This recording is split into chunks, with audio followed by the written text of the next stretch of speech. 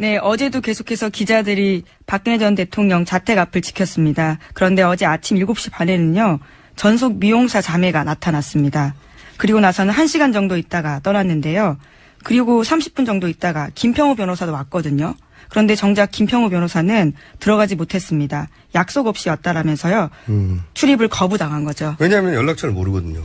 예, 본인이 그렇게 말했습니다. 경찰이 먼저 연락하고 왔냐 이렇게 물었거든요. 그러니까 김평우 변호사가 연락할 방법은 없었다 이렇게 대답을 합니다. 저는 이 변호인단이 진행 헌재 변호인단이 박근혜 전 대통령을 거의 한 번도 못 만났다는데 오해한 겁니다. 네. 안 만납니다, 이분은 사람을 잘. 짝사랑이죠. 이분의 자, 그 얘기를 하니까 갑자기 생각나는데 청와대가 이제 비다 보니까 이런 제보가 더 많아지고 있어요. 굉장히 흥미로운 제보인데 박 전 대통령이 어렵습니까? 박 전 대통령이 즉시 청와대를 떠나지 않고 56시간인가요?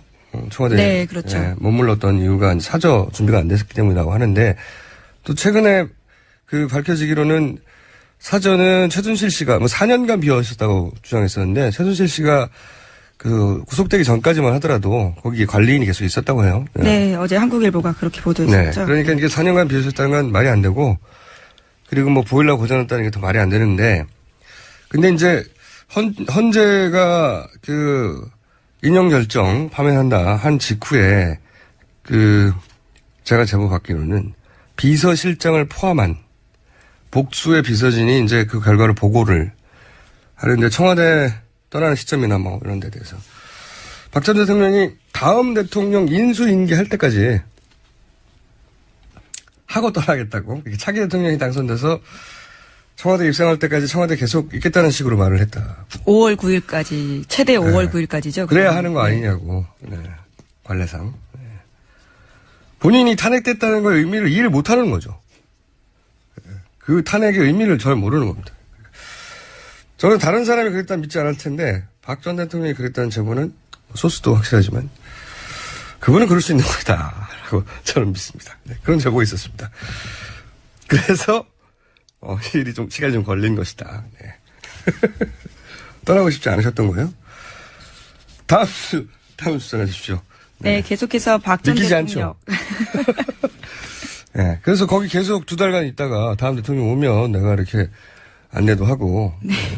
오랜 기간 유년 기간도 지냈었고 그런 의미로 본인 집이라고 생각했죠. 거기를 생각하고 있는 건가 싶기도 하네요. 네.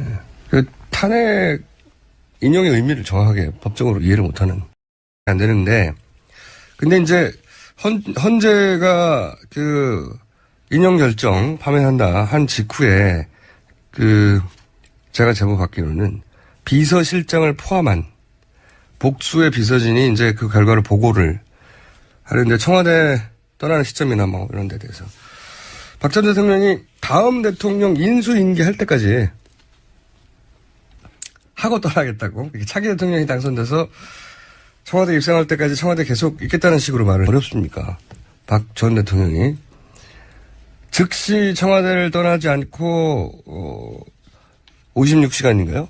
청와대에 네, 그렇죠. 예, 머물렀던 이유가 사저 준비가 안 됐기 때문이라고 하는데 또 최근에 그 밝혀지기로는 사저는 최순실 씨가 4년간 비어 있었다고 주장했었는데 최순실 씨가 그 구속되기 전까지만 하더라도 거기에 관리인이 계속 있었다고 해요. 예. 네, 어제 한국일보가 그렇게 보도했었죠. 네, 그러니까 이게 4년간 비어 있었다는 건 말이 안 되고 그리고 뭐 보일러 고장났다는 게 더 말이 네, 어제도 계속해서 기자들이 박근혜 전 대통령 자택 앞을 지켰습니다. 그런데 어제 아침 7시 반에는요, 전속 미용사 자매가 나타났습니다.